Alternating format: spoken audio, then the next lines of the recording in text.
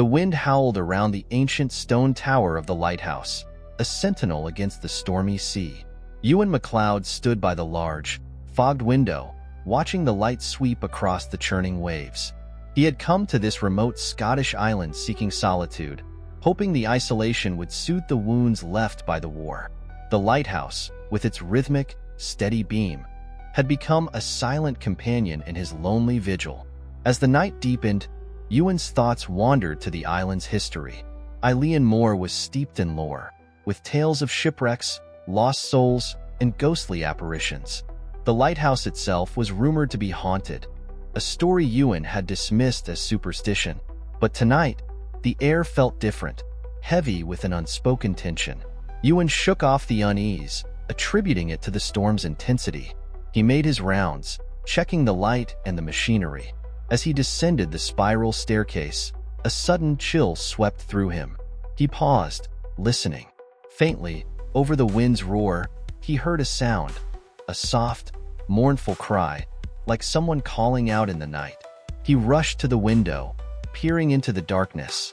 At first, he saw nothing but the swirling sea mist. Then, as the lighthouse beam swung around, it illuminated a figure standing at the edge of the cliffs. A woman, clad in a flowing dress, her long hair whipped by the wind. Her gaze was fixed on the horizon, her expression one of desperate longing. Ewan's heart pounded.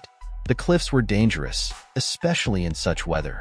He grabbed his coat and hurried outside, battling the fierce wind and rain. As he approached, the woman turned, her eyes meeting his. There was something otherworldly about her, a pale, ethereal glow. She opened her mouth as if to speak, but before Ewan could reach her, she vanished, dissolving into the night. Stunned, Ewan stood at the cliff's edge, staring at the spot where the woman had been. His rational mind struggled to process what he'd seen. A trick of the light? His imagination? But the chill in the air and the sense of sorrow lingering around him felt too real to dismiss. He returned to the lighthouse, shaken. As he dried off and sat by the fire, the encounter played over in his mind. Who was she? Why had she appeared to him? The questions gnawed at him, turning a routine night into one filled with mystery and dread. Ewan knew he had to find answers, but he was also deeply unsettled. The lighthouse, once a place of solitude and peace, now seemed filled with hidden shadows and whispered secrets. As dawn approached, Ewan finally fell into a restless sleep, the woman's haunting gaze still imprinted in his mind. The lighthouse beam continued its tireless sweep, as if searching the sea for the truth hidden beneath its waves.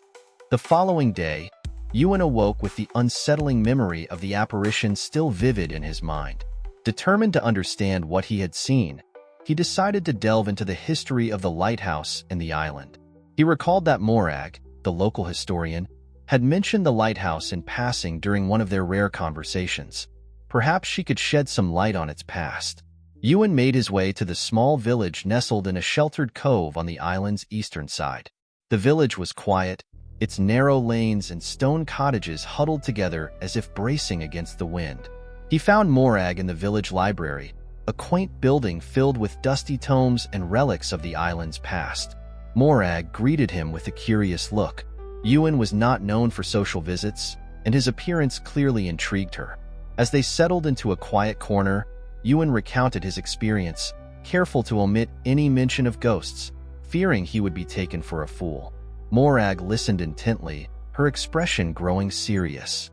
"There are many stories about the lighthouse," she said, her voice hushed. "Some say it's haunted by the spirits of those who perished in the wrecks. Others believe it's a place where the past and present intersect, where the dead can reach out to the living." Morag's words resonated with Ewan's experience, but they did little to clarify what he had seen. Sensing his frustration, she offered to help him research the lighthouse's history.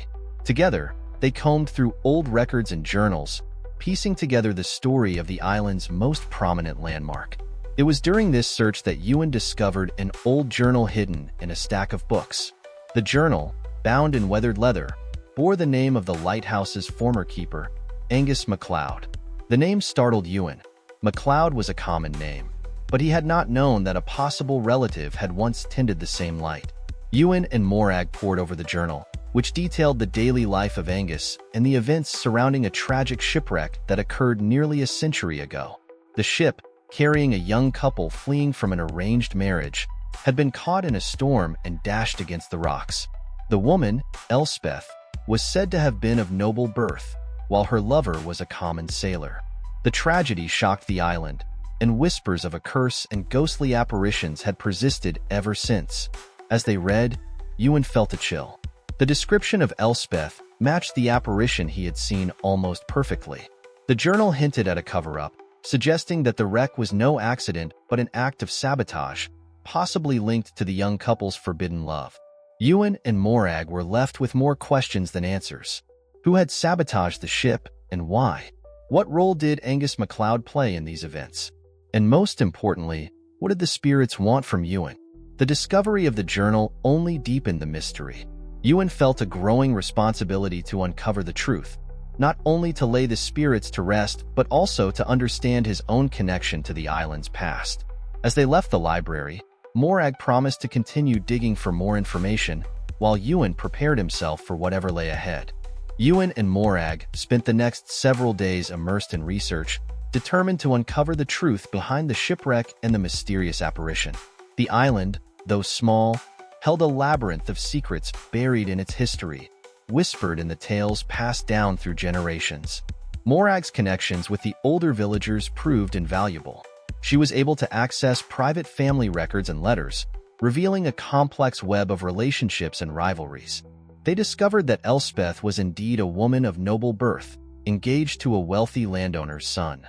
Her lover, Aidan, was a local fisherman, and their affair was a scandal that had shaken the island's strict social hierarchy.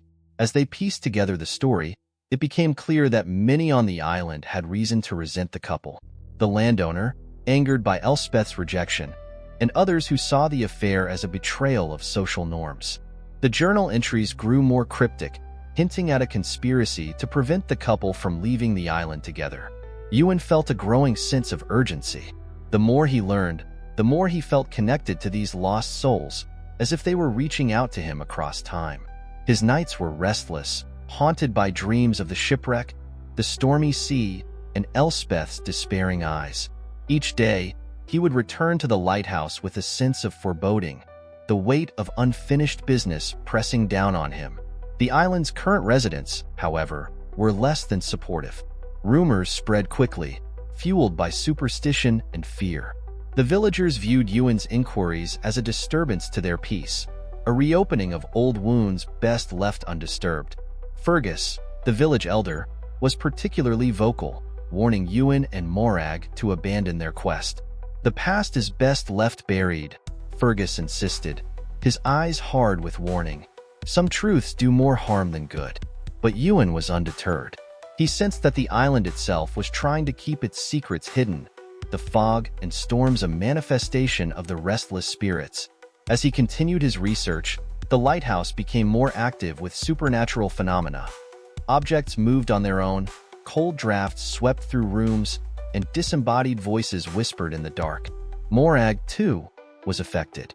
Though initially skeptical of ghost stories, she began to experience strange sensations and sightings. One evening, while reviewing old maps and charts, she saw a shadowy figure in the lighthouse's reflection, though no one else was there. The experience left her shaken, deepening her resolve to uncover the truth. Their investigation took a critical turn when they discovered a hidden compartment in the lighthouse, concealed behind a false wall. Inside, they found a collection of documents and personal items, including a locket with a portrait of Elspeth and a letter in her handwriting. The letter, addressed to Aidan, spoke of a plan to elope and her fears of being caught. It also hinted at someone close to her who might betray their trust. Ewan and Morag were convinced they were on the brink of solving the mystery. The evidence pointed to a deliberate act of sabotage, possibly orchestrated by someone in Elspeth's family or their close circle. But the question remained: why had the lighthouse keeper, Angus MacLeod, hidden these items? Was he complicit, or was he trying to protect the couple's secret? The discovery further alienated the villagers, who viewed the unearthing of these secrets as a curse. Tensions rose, and Ewan felt the growing hostility whenever he ventured into the village. Even Morag, once respected for her historical knowledge, was now regarded with suspicion. Despite the mounting pressure, Ewan and Morag refused to stop. They felt they owed it to Elspeth and Aidan to uncover the truth, no matter the cost. But they also sensed that time was running out. The island's secrets were not just historical. They were alive, manifesting in the very fabric of their reality, demanding resolution. Ewan and Morag continued their investigation, now focused on the final pieces of the puzzle.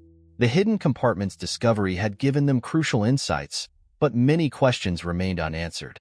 The village's growing hostility was palpable, and Ewan sensed that the island's secrets were a burden shared by more than just the spirits. One evening, as Ewan sat in the lighthouse reading over the letters and documents they had uncovered, he heard a soft knock at the door. To his surprise, it was Fergus. The elder looked uneasy, glancing around as if afraid of being seen. "May I come in?" Fergus asked, his voice low. Ewan nodded, stepping aside to let him enter. Once inside, Fergus hesitated, then spoke, his voice tinged with regret. "I've been thinking about what you're doing," Fergus began, "and I believe it's time you knew the full truth." Ewan listened intently as Fergus revealed the deeper layers of the island's past. The elder explained that the shipwreck and the tragedy surrounding Elspeth and Aidan were known to the older generation, but many details had been deliberately obscured to protect the reputations of those involved. According to Fergus, the lighthouse keeper Angus MacLeod had indeed discovered the plot against the young couple. However, he was bound by loyalty to the landowner who employed him and feared the consequences of revealing the truth. Angus couldn't bring himself to expose those responsible, Fergus said, his eyes downcast. But he couldn't let the secret die with him, either. That's why he hid those things in the lighthouse, hoping that someday, someone would find them and set things right. Fergus's confession shed new light on Angus's role in the events. It became clear that Angus had struggled with his conscience, ultimately choosing to hide the truth rather than confront it. This act of concealment, however, had not silenced the past but had instead allowed it to fester, haunting the island and its inhabitants. The revelation weighed heavily on Ewan. He felt a kinship with Angus, understanding the conflict between duty and morality. But now, with the truth within reach, he knew he had to do what Angus could not: bring the full story to light and give the restless spirits the peace they sought. As Fergus left, Ewan and Morag discussed their next steps. They decided to hold a séance, hoping to communicate directly with the spirits and offer them the closure they needed. Despite their skepticism, they believed this was the only way to resolve the haunting and release the island from its grip. The séance was set for the next evening, a night of the full moon, which Morag insisted was a time when the veil between the living and the dead was thinnest. They gathered the items from the hidden compartment, believing they might serve as a conduit for the spirits. As they prepared, the atmosphere grew tense. The lighthouse, usually a beacon of safety, felt charged with an unseen energy. Ewan could feel the spirit's presence more acutely than ever before, a mixture of sadness, anger, and longing. The village, unaware of the séance, remained shrouded in ignorance and fear. The islanders clung to their superstitions, unwilling to face the truths buried in their collective history.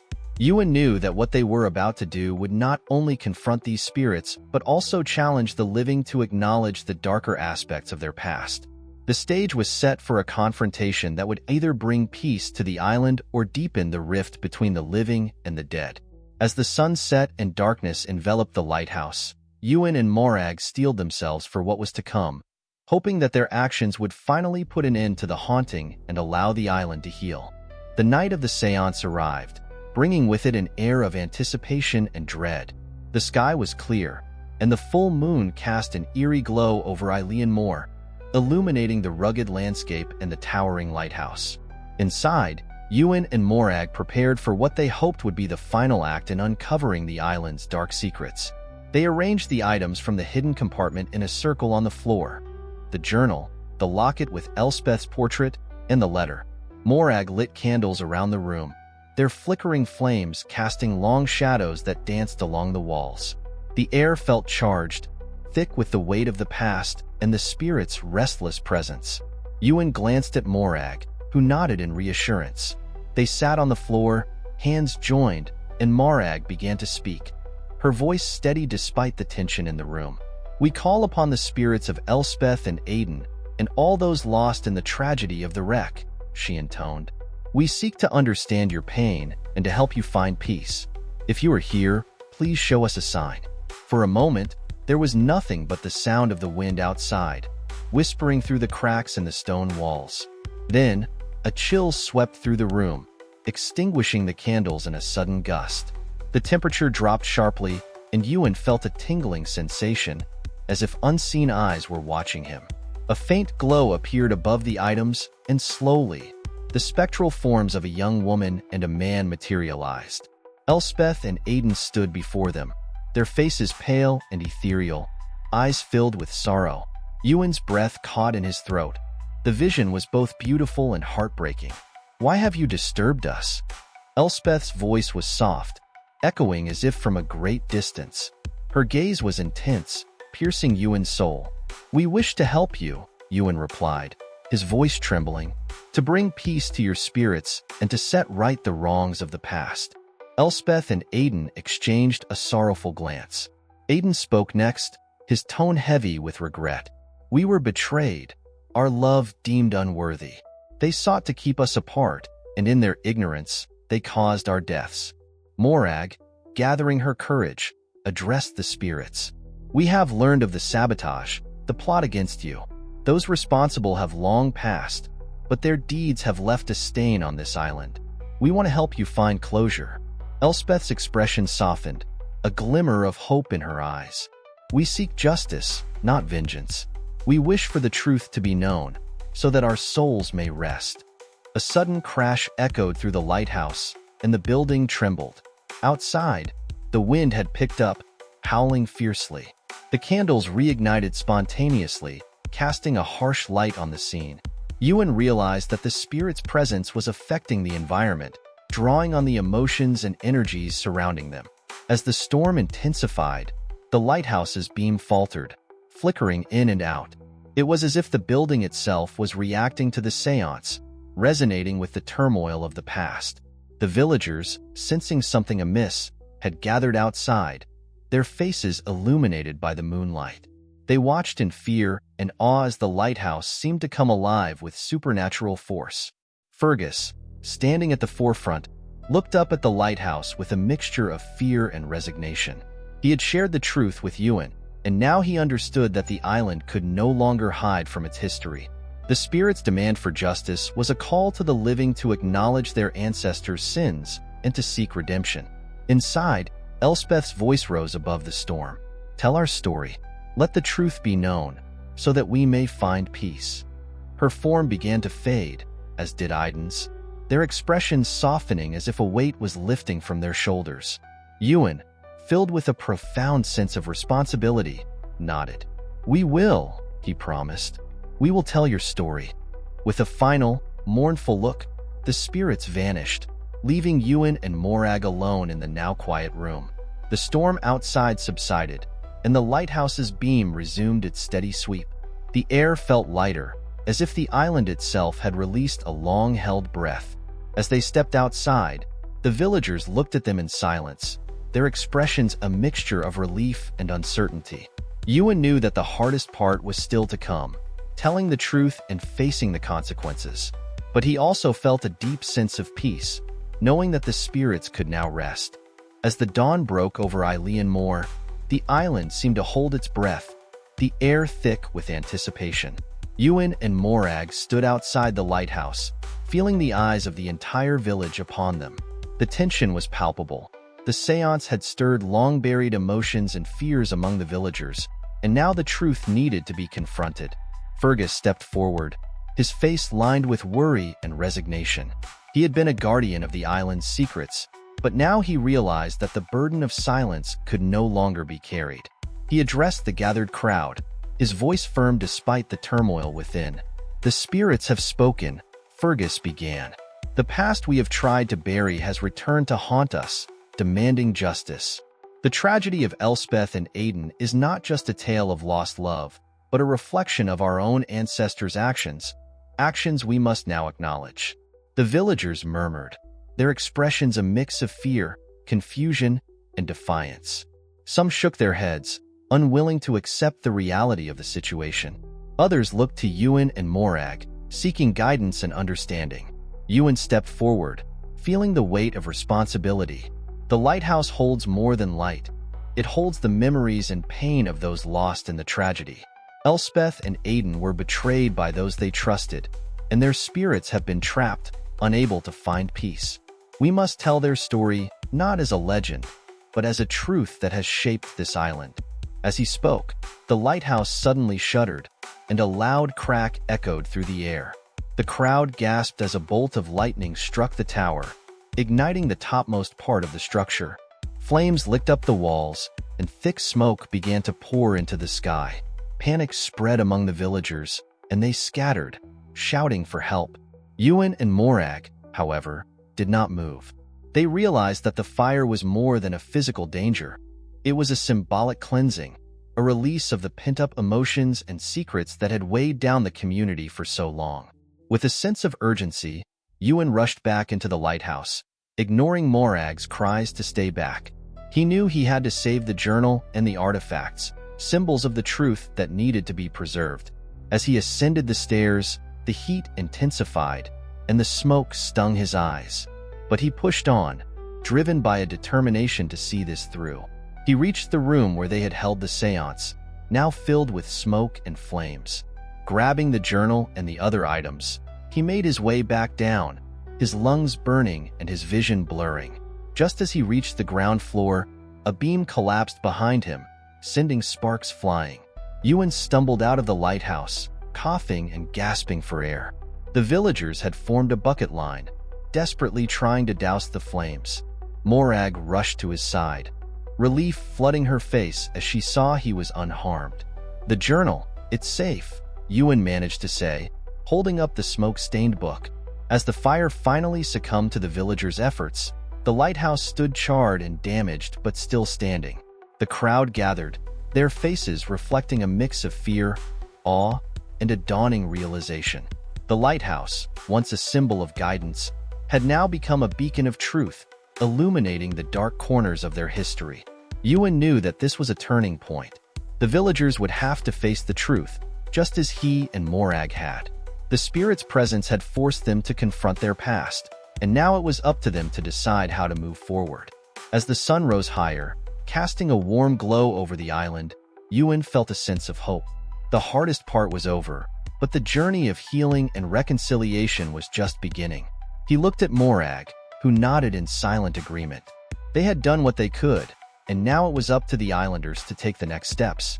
The fire at the lighthouse marked a significant turning point for Eileen Moore.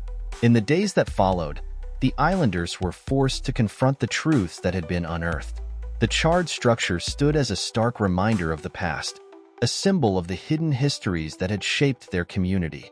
Ewan and Morag became central figures in the island's efforts to come to terms with its legacy. The journal and the artifacts they had saved were presented to the villagers, who gathered in a somber assembly. Fergus, taking responsibility for his part in keeping the secrets, spoke openly about the need for reconciliation and healing. The villagers listened, many for the first time, to the full story of Elspeth and Aidan's tragic love affair and the sabotage that led to their deaths.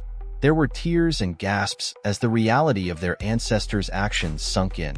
The revelation of these truths brought both shame and a strange sense of relief, as if a long-held burden was finally being lifted. Ewan addressed the crowd, his voice steady and compassionate.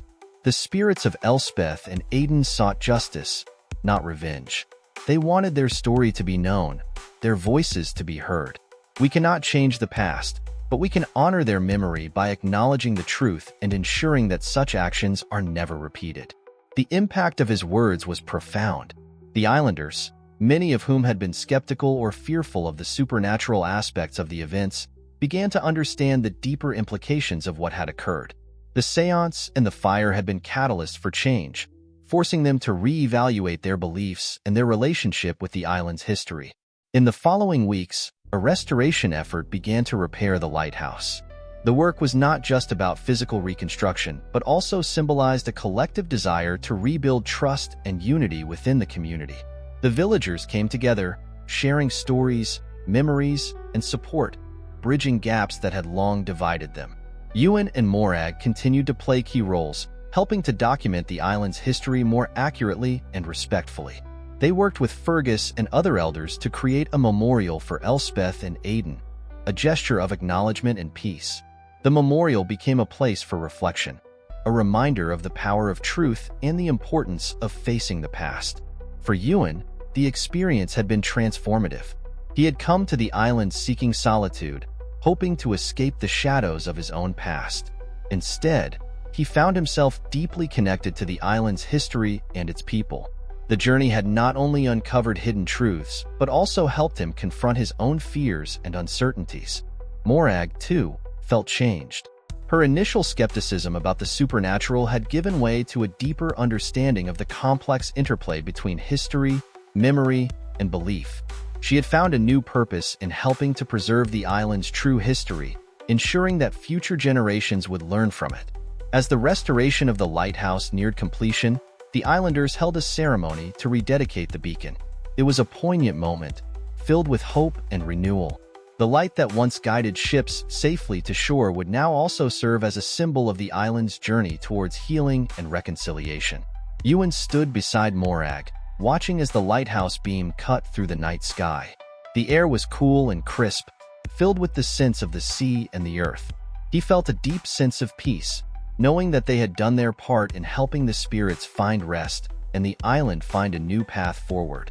As the ceremony concluded, Fergus approached Ewan and Morag, a look of gratitude in his eyes. "You've helped us see that the truth, no matter how painful, is a gift.